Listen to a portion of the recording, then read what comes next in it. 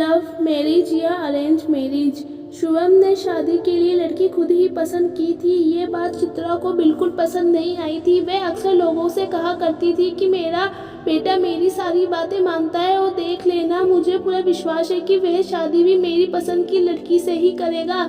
एक ही तो बेटा था, क्या क्या सोच रहा था। सोचा था कि जी भर के दहेज लेगी, नामी घर की लड़की लाएगी तो नाते रिश्तेदार और सोसाइटी में मान बढ़ेगा। लेकिन शुभम ने तो जैसे सारे सपनों पर पानी फेर दिया। वे नहीं चाहती थी कि किसी को पता चले कि शुभम ने अपने लिए लड़की खुद ही पसंद की है। वे शादी को अरेंज मैरिज का रूप देना चाहती थी। बेटे ने लव मैरिज की है, ये बात उसकी शान में बट्टा लगने जैसी थी। बेटे को और लड़की के घर वालों को तैयार किया कि ये बात लीक नहीं होनी चाहिए कि तुम लोगों की शादी तुम लोगों की पसंद से हो रही है, नहीं तो रिश्तेदार हम पर उंगली उठाएंगे। खैर जैसे तैसे नाते रिश्तेदार और सोसाइटी में मान सम्मान बचाए रखने के लिए लड़की वालों के खर्च को भी खुद के सर पर ले लिया।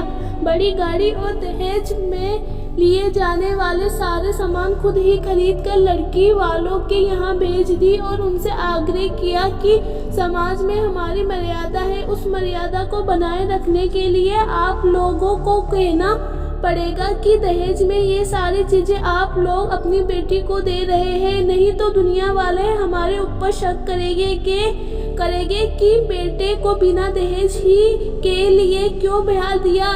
इस इच्छा ने होते हुए भी राम शंकर जी लड़की के पिता को उनकी बात माननी पड़ी।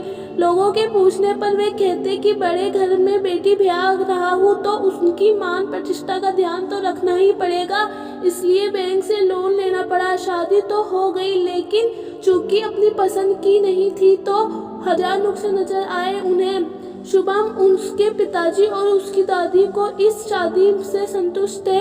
उन्होंने बेटे की खुले मन से स्वीकार किया, बल्कि चित्रा जी को समझाते थे कि बेटे ने खुद पसंद किया है, तुम्हारा काम आसान कर दिया। लेकिन चित्रा जी अपनी पसंद की बहू ने आने की वजह से भरी बैठी थी। सुगंधा हंसमुख स्वभाव की थी, चुपचाप सब कुछ सुन लिया करती थी और हंसकर टाल दिया करती थी। माँ की किसी बात को दिल से नहीं लगाती थी।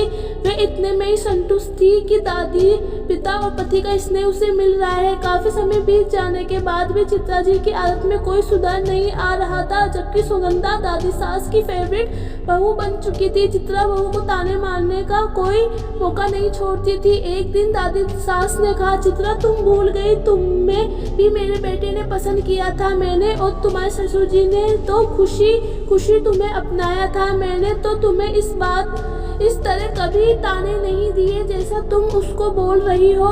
ये मत भूलो बहू कि अब वह हमारे परिवार का हिस्सा है और शुभम की पसंद भी है। वे जब चाहे तब शुभम को तुमसे दूर कर सकती है। ये उसका बड़कपन है कि तुम्हारी बातों को हंसी में टाल देती है और आजकल की बहुओं की तरह जवाब नहीं देती। लेकिन कब तक उसे बुरा बनने पर मजबूर न करो।